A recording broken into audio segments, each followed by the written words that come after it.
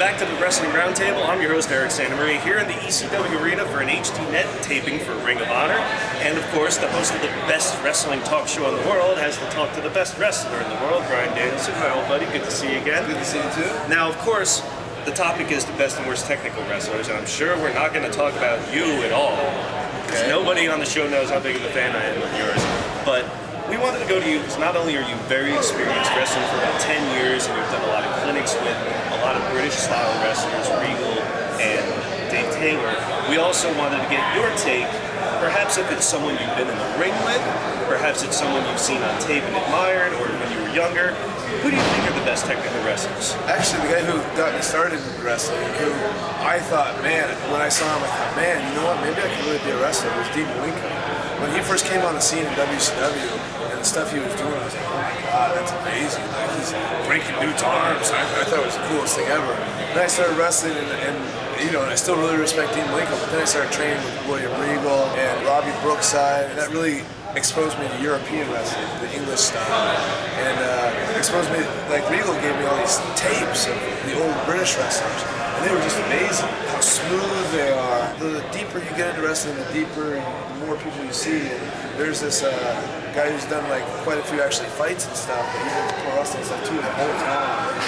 He's a Russian like sambo guy, and the technical stuff that he was doing was amazing. So I mean, those are some of the guys that I've seen, and wow, those guys are awesome. Now you see guys like Alex Shelley, he knows so much. He trained with Joe Legend. There's a lot of guys out there now who just know so much, but there's more knowledge out there. You can go, you can go find more videos and learn more stuff. So just like fighting has evolved, wrestling's evolving too. So. And that's something that we try to emphasize on the show too. We try to be an exchange of knowledge from wrestlers to fans to other people working in other sorts of areas. We want all sorts of point of view, and we want you to exploit this option that you have between DVDs, YouTube, stuff that wasn't available before, books. Right. Just learn and just appreciate history, and thank you very much for joining us and giving us your thoughts. It was a pleasure. I also want to apologize to our fans in advance, appropriately talking about technical wrestling. We had some technical difficulties with our audio, so hopefully that won't take away from the show too much, because it was a good discussion with a good guest, and enjoy the show.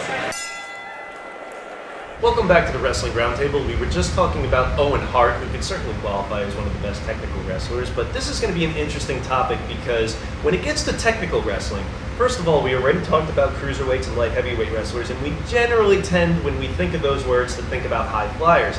It turns out that a lot of technical wrestlers we were thinking of are cruiserweights as well, so maybe these are more complete wrestlers than specifically guys who are more acrobatic. But it's also interesting because technical wrestling gets back to wrestling's origins. Much like the missing link was supposedly just found last week, if you go back far enough, MMA and wrestling have the same common origins before they split off at some point. And it'd be a disservice to not mention some of these guys, because even though we're only fans of a couple decades or so, we're more familiar with what we've seen, thanks to YouTube specifically, there's a lot of options now for us to catch up on people like Lou Thez or Billy Robinson and all these other names who really laid the groundwork, not just for technical wrestling, of course, but for wrestling in general. Because when it started breaking off from legit sport to some more sports entertainment fake shit, for the next several decades, of course, we see more elements of modern wrestling, the bleached blonde guys like Buddy Rogers and Gorgeous George who were more show, but the common theme for a long time, it took a while to break from that, was having guys with legit credentials like Briscoe, Dory Funk, and that's more amateur wrestling, but catch wrestling in particular. And you've heard a lot of terms like Greco-Roman, hook and shoot wrestling, hookers, and that's a funny word, of course, but if you got in the ring with a hooker and he's hooking your eye like a bowling ball and your nose through the cartilage, it wouldn't be so funny. And that's what the NWA was based on for a long time, these guys. So even though we don't know as much as we probably should about these sort of guys, I encourage everybody to look up some more of these origins, and maybe just not Wikipedia, but do some more research, because I would love to see some more footage of Danny Hodge with the way people go on about him. Before we move on to some American stuff, I do want to mention, of course, World of Sport in Britain, because the British style of wrestling seems very technical. It seems like it. Yeah, it seems like there's not a lot of breaks in the chain.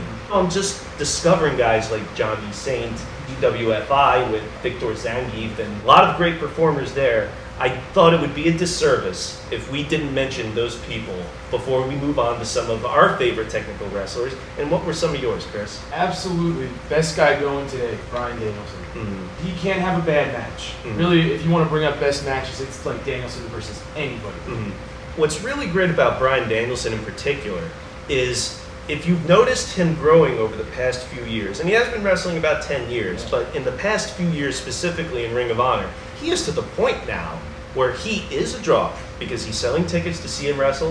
When he has a great match, all these smart marks in the Observer are buying the DVDs to see his matches, which are good. But my point with him is that it's to the point where he's got probably half a dozen finishers by himself, and they're all believable. Yep. You can have so many ending sequences. Now, with him training with Extreme Culture, I cannot wait to see what he brings in like the next 6 months. Bret Hart, Mm-hmm. easily.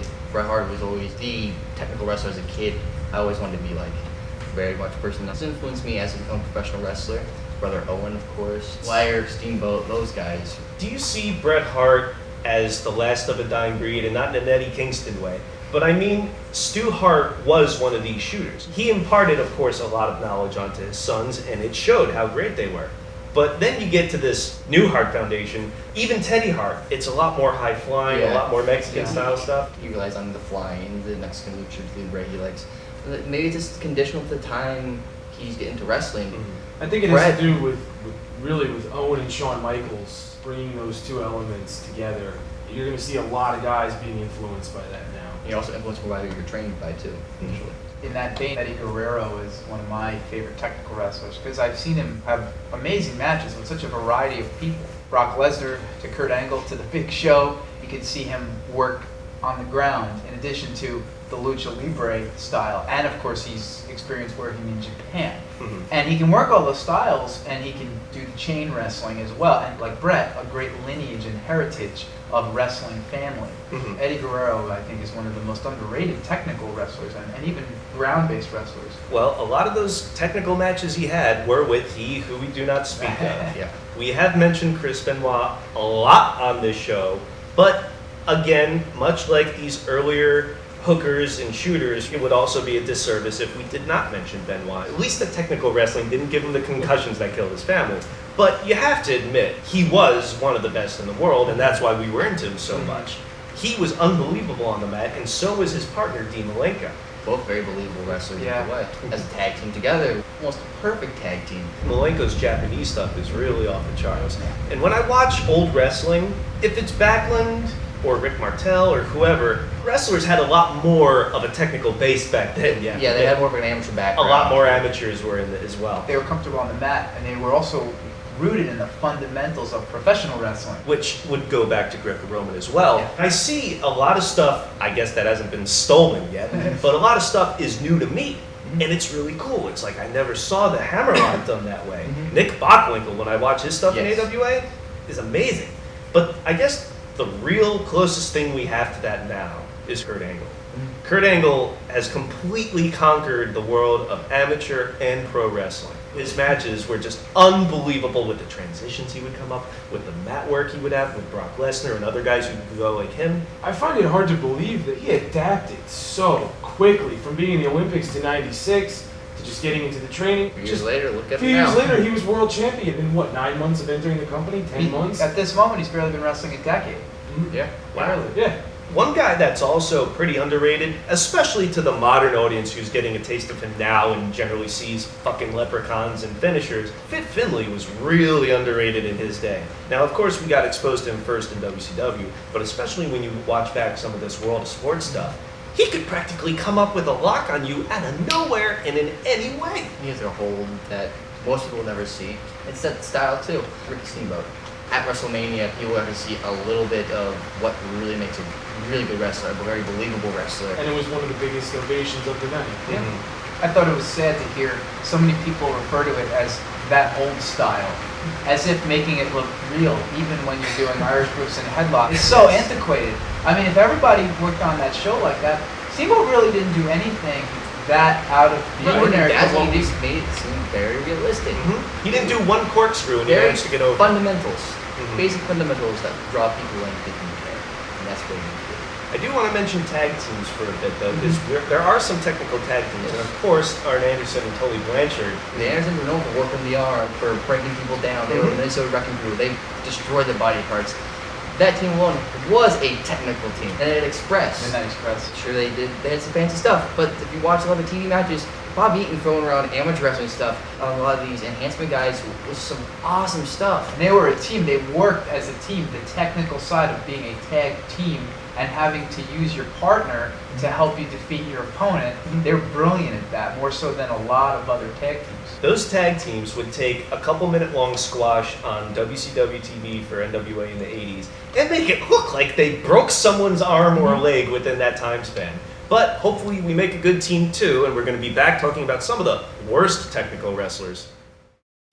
Meet Bryan Danielson, Death-defying moves and epic battles. the American Dragon. I have explosive elbows, I have killer kicks, and I have the sickest submissions in professional wrestling today. A Ring of Honor legend and a fan favorite.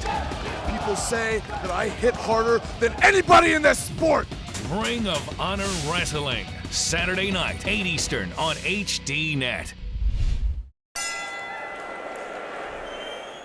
Welcome back to the Wrestling Roundtable. We always do the best and worst because we want to show the other side of the coin, and maybe there's a million sides of the coin. We want to get a lot of different perspectives and opinions, but the thing is, we always generally do the best and worst, positive and negative. Worst technical wrestlers? Generally, if you do technical wrestling, you're at least competent at it. So for worst in this case, the opposite side of awesome, maybe we could interpret this to mean boring, uncharismatic, unspectacular. And who qualifies for that, Chris? Bob Holly. He's technical? Oh, Technically, he's a human being. too. yeah. We can all go see him at the local gym Yeah. now. I was never a big fan of Bob Backlund. So were a lot of people, like his relatives. I was never a really big fan of Bob Backlund at all. Dan Crawford, a lot of people seem to like him a lot. I just Terrible, overly rated. All that hype about these guys are technically sound and proficient, then they go in there and it's just no flow to it. It's just that strong style stuff. Well, yeah, I consider them more strong style than technical per se, even though they certainly do that too. But it seems strong style was more their forte. yeah, all Japan style was really something that they really got over. But when they came, No, they didn't. well, at least there. It's more you like know, false at least advertising. In all Japan, it got It was over. great, but WWE, yeah, it just wasn't there. ECW maybe a little more so. No, but absolutely not. I've seen some stuff. I've seen a lot. They popped for it, but it was shit. Oh. I don't know how someone turned doing a dragon suplex in WWF in 1996 and made it boring, but somehow they managed to do it. Now, along those lines, a lot of people are fans of Dave Taylor, and I know that's going to be sacrilege when I mention someone British, but he really just bored the fucking piss out of me. He wasn't Regal to me. Like, Oh, certainly not. Regal at Certainly least not. had a charisma to him. He was an over heel at the time, and his wrestling was on point. You couldn't really knock him for being a good wrestler. Dave Taylor, he came, showed up, and he was just there. I mean, he was like, oh, we're just throwing another British guy that you don't really know all that well together to get the rub from Regal, and hopefully become a tag team and get over real well. Now, you That's can all. understand in a way how some fans might be bored with technical wrestling, even though they're more marks or whatever. But Lawrence and I were watching on 24/7 an old WWF house show from MSG in the 80s, and I forget Scrub 1 and Scrub 2. We're having the most boring match because they had some cool transitions to be sure.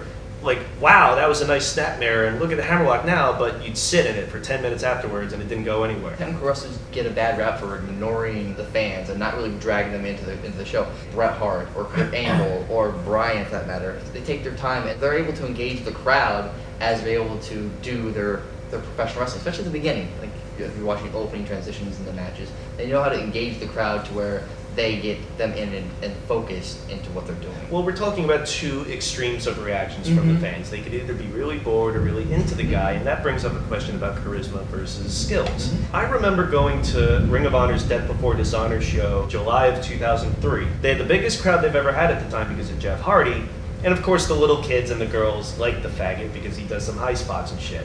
But then Jimmy Rave and Matt Stryker are having a really good sound technical match. Boring! They didn't even give him a chance. So what is the balance here between skills and charisma?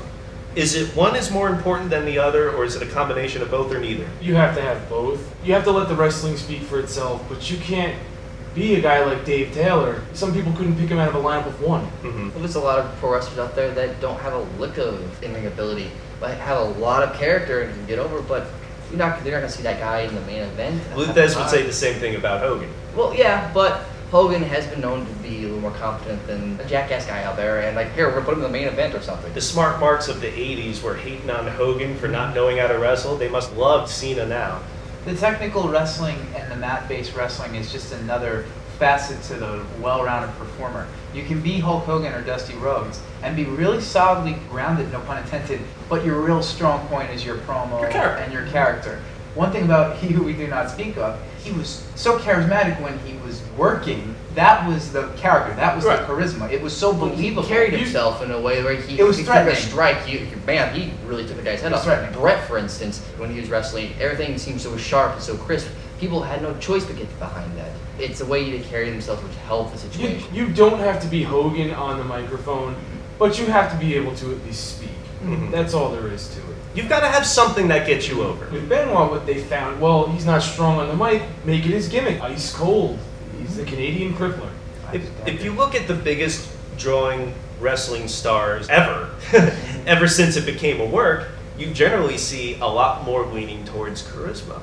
Hogan, Austin, Cena, etc., etc. When you can combine something where you get someone who's charismatic and a great wrestler, Ric Flair, The Rock, then you got a perfect situation, and that doesn't happen all the time. The difference, though, is we have to remember all this extracurricular stuff, every promo, every gimmick, every angle, purpose is to sell tickets to see a wrestling show. So if you don't bring it there in some fashion, whether it's technical, hardcore, strong style, whatever it might be, then the whole thing is moot and you're watching a fucking soap opera. Really. It's about substance. You can have all the great gimmicks in the world, but if they can't get in the ring and they can't wrestle and they can't put on what they're supposed to do, the marquee says wrestling, you should be able to wrestle. It has to lead to a match. Even if it doesn't end up leading to the best match, it does have to lead to a match. All this Vince But is that McMahon just stuff settling over for the the years, worst? if Vince McMahon didn't get in the cage with Austin, all that stuff would have really been for nothing. Yeah, it did lead to them winning the ratings and Austin becoming a developed character, but eventually it needed to lead to him versus McMahon, him versus The Rock and the corporation. It had to lead to some sort of wrestling match where you get to see him beat somebody up. Yeah. Well, that leads us to what were some of your favorite technical matches? Bryan Danielson versus Lance Storm from Ring of Honor. To see Lance come out and fight Bryan was just great after he'd been gone for a while. Flair Steamboat 2 out of 3 falls. Classic, plain and simple. I don't have to say anything. Watch it. The Malenko Guerrero Classic. It was sold on just the fact that these guys were competitors and you had a little bit of everything in there. The chain wrestling, the lucha, and the fans were totally into it. That's the most special part about it was. As a great technical exhibition, Bret Hart and Chris Benoit's Owen tribute match from 1999 on Nitro. Can't think of a better example of chain wrestling and technical wrestling, especially in a year of 99 where like WWF's best matches or ladder matches and all this extracurricular stuff. It was such a relief and great to get back to real wrestling. And that was a tribute to Owen Hart. So was our show, and hopefully we've done a good job with that. Join us next week when we're going to be talking about TNA LockDown and the best and worst ship jumps. We're also going to have a contest on the message board for WrestlingRoundtable.com. So go to WrestlingRoundtable.com to find out more details and find out what that is. For the panel, Lawrence Haver, Alex Payne, Chris Harris, I'm your host, Eric Santamaria. Thank you and join us next week.